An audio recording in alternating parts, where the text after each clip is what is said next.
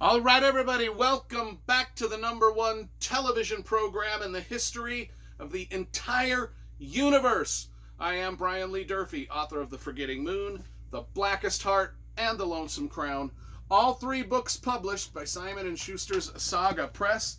Today I'm going to be reviewing... hold up here a second. What are we reviewing? Okay, we're reviewing The First King of Shannara by Terry Brooks. This is one of the books in his vast, massive, epic fantasy saga, the Shannara saga, of some 20 some odd books. I have them all here on my shelf. There's some of the Shannara. That's a whole bunch of Shannara books right there. Anyway, we'll put this camera back up. There's a lot of parts of this that'll have to be edited out in post-production, which we will do. Okay, so The First King of Shannara, like I said, part of the huge Shannara saga, came out in 1996. Terry Brooks. Let's talk about the cover first, because you know I love graphic design and cover illustration. This one has, the great Shannara font that is on all of the Shannara books. The great Terry Brooks logo here, and then the cover itself was painted by Keith Parkinson, who did quite a few of the Shannara books and the Magic Kingdom of Landover books. Great artist. Now, I've got the plastic cover over my book, which kind of makes it glossy and glary in the light. See that? It's blinding you. Probably people burning your retina right now. Okay, when I bought this back in 96 from Borders bookstore, Borders was notorious for this. That's why I tried to buy most of my books from Barnes & Noble, which is probably why Borders went out of business. But Borders was notorious for putting these stickers on books, and there was a Christmas sticker on this book, like a little bow, and it ruined the whole, and I tried to peel it off way back then, and it was just, anybody, any store that puts stickers, price stickers, little stickers like this, on the books deserved to go bankrupt. I don't give a... They just deserved it. So Borders, sayonara, don't care. You f***ed up this book, and that's the end of you. Okay, so this book is signed. I've met Terry Brooks a handful of times and got books signed by him. And so I always show off the signed ones. It's also got a massively cool map in it. Just a great color map. So this is just a really cool book all around.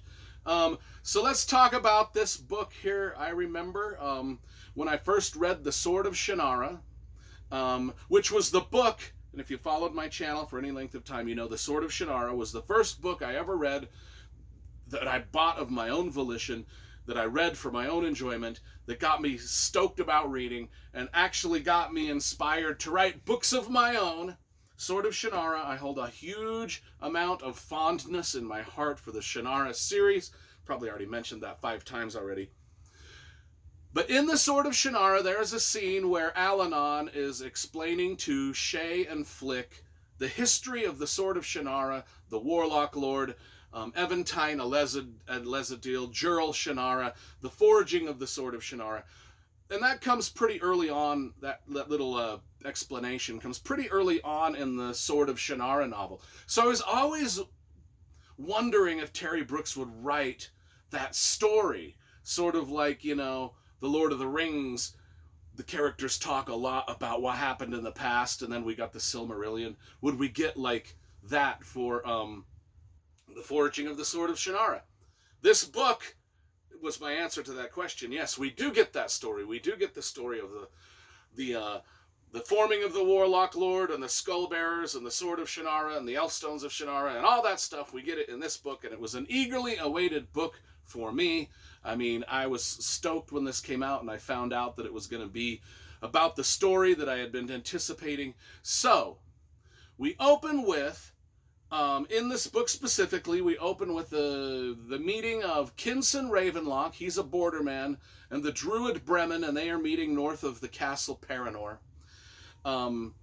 They are discussing an ex-druid named Brona, who eventually becomes the Warlock Lord, and how he's and there's the Book of the Ildach, there's the Skull Bearers, there's troll armies. I mean, all of this rumor and conjecture throughout the land that there's this doom involving old sciences, a black elf stone, troll armies, these creatures that are called skull bearers, and then Brona, of course, the ex-druid turned warlock lord. What's going to happen? How do we solve this problem before the world of Shannara is turned upside down and everybody is enslaved by the warlock lord? We have to solve it. So, how do we get the black elf stone before Brona / the warlock lord gets a hold of it? That's sort of the main quest. The main thrust of the plot of this book is a quest for the black elf stone. We've got to get this thing. It will be the thing that saves us from the evil druid Brona / warlock lord and his skull bearer minions.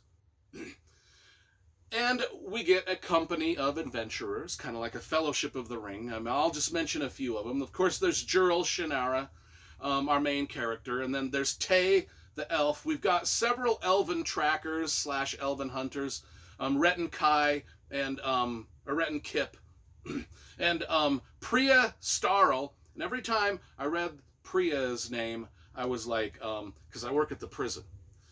The only time I hear the word Priya is the Prison Rape Elimination Act. So whenever I would read Priya Starl, I was just like, I couldn't, it just, back in 96 when this came out, I was just young. I did not work at the prison. So but now I'm like, that's all I can think of. All I can think of. But anyway, that's just a side note.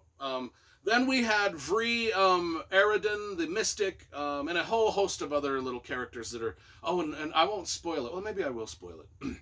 There is a young boy that joins the company about halfway through. A young dark-haired boy who wants to train with the druids. And I won't say who he is, but he becomes one of my favorite characters in all of fantasy, in like the Sword of Shannara, the Elfstones of the Wish Song, and all the other Shannara books. But we get to meet him as a boy here. Anyway, and we also get to see the forging of the Sword of Shannara, which is dope. And the quest for the Black Elfstone is one of Terry Brooks' most action-packed quests, most magical quests. A quest where not all characters survive, and I like the fact that in most of the Terry Brooks novels, we do get characters that meet, tragic and sad endings, and that's why Terry Brooks has always been just, you kind of on the edge of your seat type of writers. And the pacing is pretty fast. I thought the pacing of this one, because this is a standalone novel, and a lot of the Shannara books are broken up into trilogies, but the Sword of Shannara is a standalone, the Elfstones of Shannara is a standalone, the Wish Song of Shannara is a standalone. We'll have to edit that out. And then the, if I could even do it with my fingers, this finger, the First King of Shannara is a standalone. And for all of the standalone novels, the first three that I mentioned, Sword of Shannara, Elfstones, and Wish Song, those were pretty hefty, thick books with a pretty descriptive flow to the narrative, and the prose was pretty verbose. And it just had a really more of a meandering pace to them, which I enjoyed more than, this is really fast-paced. This was like 500 pages, where those other ones are about 700 pages. This one was just, the only gripe I have about this one is the pace was so fast and just, anyway, that's a small gripe. For an otherwise good, I read this in 96 when it came out, and then I sort of set it aside until now. A lot of the Shannara books I've read the Sword of Shannara I've probably read 20 times. Elfstone's probably 10. The First King I've only read once, and this is the second time I read it, and I was pleasantly surprised with how much I enjoyed it. But I kind of missed the lore, a little bit more meandering pace of the Sword and the Elfstones and the Wish Song. But that's just a minor little thing that. So I'm going to give this a solid 9 out of 10 stars for Terry Brooks, The First King of Shannara. And there we go.